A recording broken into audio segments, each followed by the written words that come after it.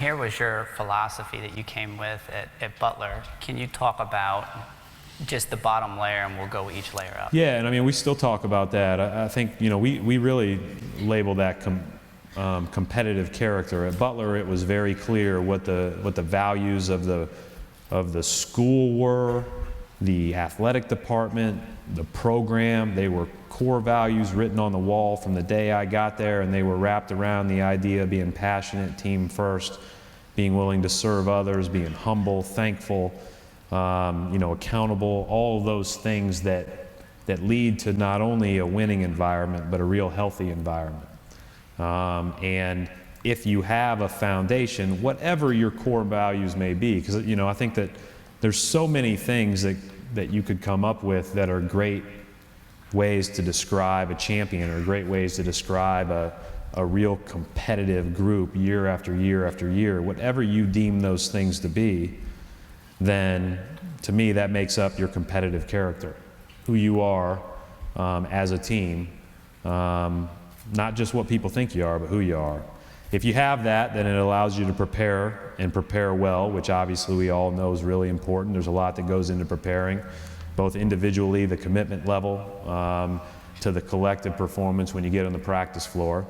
Then that allows you to perform, kind of goes to the idea that Bill Belichick says, you do your job. Are you able to do your job, focus on the task that you've been assigned to in front of 18,000 people while everybody else is screaming? Are you able to compartmentalize the moment and be able to perform what your role is?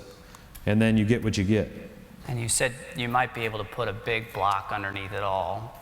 If you're going to survive, you have to have a certain amount of talent. Yeah, I mean, and this is the reality of it is the higher level you are, the higher level you're coaching at. So, if you're coaching in Division I college, or if you're coaching in Division III college, or if you're coaching high school, at every level there's a varying amount of talent that you're dealing with, right? And in the pro level, there's 450 people max in the NBA at one time, and in theory are the 450 best players of the world. I'm sure you can give and take a couple of the top players in Europe and wherever else, but so your pool is limited.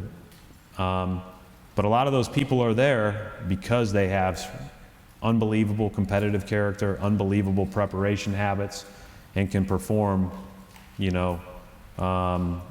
without any real, recognition of distraction. And how important is it for you to be aligned with the leadership? Yeah, I mean, I think that, so that was when I was at Butler. So this is where that place is, so special to us. My wife's still on the board of trustees at Butler. We go back there any chance we get, whether it's from the president, the athletic director, the coaches in other sports, the faculty. We just wanted it all to be a great experience for the young student athletes. We wanted it to be someplace where they could come, achieve something on and off the court, and then live their dreams after it. And it was very aligned. So when I came here, we talked for 9 days before I ultimately came here, because I just wanted to feel like we had the same sort of alignment here with regard to support from ownership, support from management. The coaches were on one page. Everybody was on the one page, and that was to make the Celtics the best that we can be every single day. And obviously we all want the 18th banner in Boston. That's what you strive for every single day. That's the top of the pyramid for us, because there's no other goal you can have when you coach here, just because of what's been done before you. But I think the recognition that there is a lot that goes into that, and there are a lot of steps that go into that. One of the cool things I think we did very early on was we threw out the term rebuilding and just called it building. Because a lot of those guys weren't rebuilding. They were in their first NBA jobs. They were just growing. And so that's what we wanted to get across. And I think it doesn't happen without alignment, because it is so easy, especially in the NBA game. I mean, I can only imagine, every one of us, whether it's an owner, president of a team, Danny and his staff, when any of us go to get coffee the day after we get blasted, you kind of get that look like, whew, that was tough. And so that's a lot of people that could ride the emotional roller coaster. And I use that phrase because I just think if you can stay out of that, coaching's a lot more enjoyable, and then I think growth can happen. I think if you have people that are really focused on that, and you're all in on it, then that's a good thing. Well, and you said that it was really difficult to leave Butler. It wasn't hard to take the Celtics job. It was just hard to leave Butler. And my question to you is, how important is self-awareness when determining what your next step is? Yeah, I mean, I think it's really important. I do think that, and I had to make that decision, was fortunate to be in that position a couple of times where I had to make that decision, but then to come here, I was still only 36 years old, and so I'm not sure that, even looking back on it now, I feel like I was, I've learned so much more, and I'm so much further ahead than I used to be.